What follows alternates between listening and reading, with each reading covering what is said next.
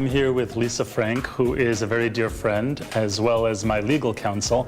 Lisa and I go way back, and I wanted to read a little part of the dedication from my book, in which I wrote, and to all the people brave enough to face the world when undergoing adversity, as well as the guardian angels who help them and make the world a better place.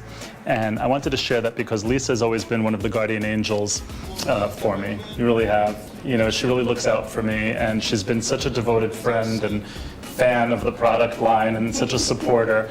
And when I met Lisa, you were already a breast cancer survivor, and we sort of bonded over that we were both cancer survivors. And then just this past year, August, Lisa was diagnosed again with breast cancer.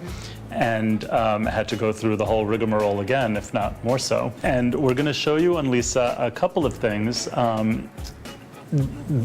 that have affected her while she's been undergoing. She went through chemo and radiation this summer, and has had several surgeries.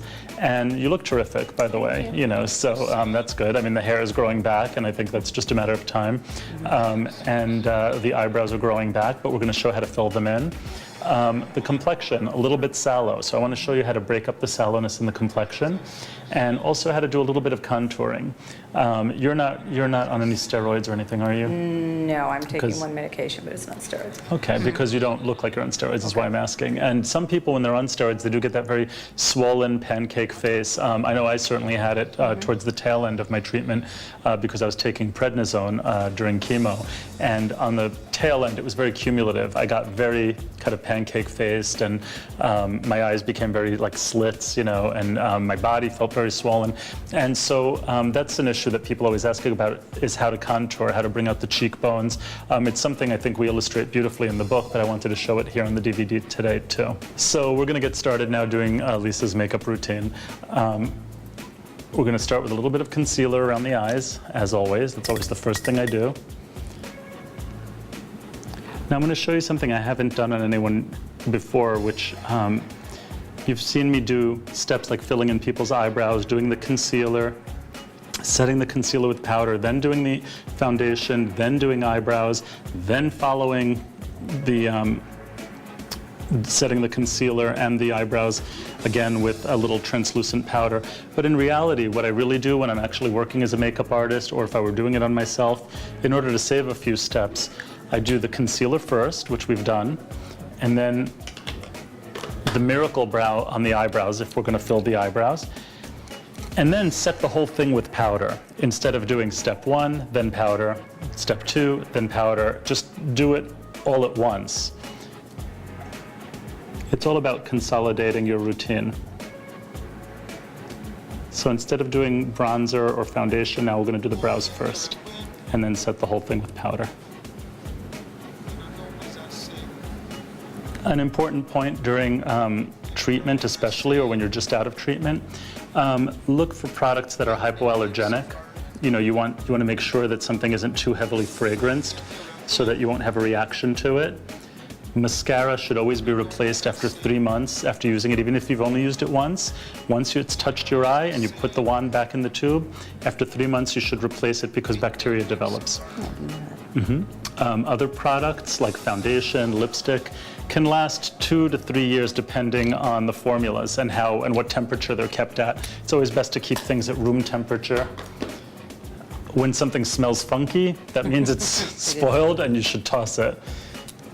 So now we're setting everything with a little translucent powder, and then we'll do the foundation, or actually I want to show bronzer on you first. And I use the bronzer to contour, to give a healthy glow.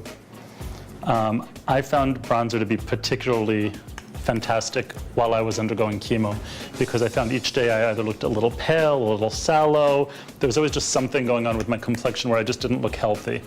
And when I was going to work every day and I didn't want to look like I was going through chemo, I would use bronzer. This bronzer is made with lots of good ingredients, actually green tea, green apple, sugar cane, citrus. So you always want to use things that have multiple use that are good, good for you. It really does give like a very healthy glow. I tend to wear this all the time myself, even though I'm 8 years out of treatment. It really does just make your skin look better, and just a little bronzer and a little concealer and you're like a whole new person. We're going to do a little foundation on top of the bronzer. If you want a more natural look, you can do just the bronzer. But just to perfect the skin a little bit, because we're going to be contouring and we want the makeup to show up. Okay, we've perfected the complexion. You look very glowy. I never thought of putting the base over the bronzer. Yeah, it really works. It just gives you still have the bronzed effect, but it's just, it looks a little more like it's coming from inside your skin. And we're going to do a little bit of the eyeliner on the upper lash line. And I'm going to do this over the entire eye, the shadow. A little bit of a smokier eye, instead of just doing it on the crease, which is a more subtle look. But I think with the shape of your eyes, this is a great look for you. Another thing with makeup that's really a good tip is that many people look at, when they're buying products, they look at the color in the packaging and they go, oh, like that's a pretty pink blush, without thinking, how is it going to look on my skin? It's more important how it looks on you than how it looks in the packaging. Now I'm lining Lisa's lower lash line with a lighter color than the liner on top. We're just cleaning up under the eyes. Another thing, there are all sorts of multiple products. This concealer is also an eye moisturizer. I've shown my multiple sticks, which can be used on eyes, cheeks, lips, face glosses that can be used on eyes, cheeks, and lips. The powder blush can be used over the eyes as an eyeshadow. So always look for things that are multi-purpose, because why not get more use out of one product? One thing I hadn't shown yet, but I want to show now, is my whipped liquid air colors. These are liquid that dried to a powder, just like the foundation. It goes on as a liquid, you don't need a brush, and you just blend it with your finger, and it's very light feeling, and it gives a really natural look. It's like airbrushed makeup in a tube. It looks lavender, but it gives a very natural rosy flush of color to the skin. And you can even add it to the eyes. And we're going to do a little lip color. We'll keep it natural. This is the two lips, which is two lip products in one. There's the gloss here. It's sort of like a glossy lipstick, very conditioning and very not sticky, which people seem to really like. Also, a light shimmery color makes the lips look fuller. And the pencil is right in the cap, so it sort of takes the guesswork out of it. And now to contour. We're going to do two things to contour. One is to add a deeper color blush down here where you want to create some depth under the bone. You can also do this with like a tawny powder blush. But I find with sticks you can really sort of create the line that you want to create when you're contouring. So we've added color to create depth, and now we're going to add a highlighter to create a light effect. And that you do high up on the cheekbone. So it's all about light and shadow when you're contouring. So if Lisa were very round-faced, or if she were swollen from steroids, this technique of adding a darker color below and a highlighter above would really kind of create the illusion of a cheekbone. And there we have it. Take a look. And you can see as the light hits her cheekbones, turn your head a little bit slowly, like side to side, so the light can just play on your cheekbones and the other way as well. And you can see how her bone structure is emphasized by the highlighter and the color underneath it. And that's what contouring is about.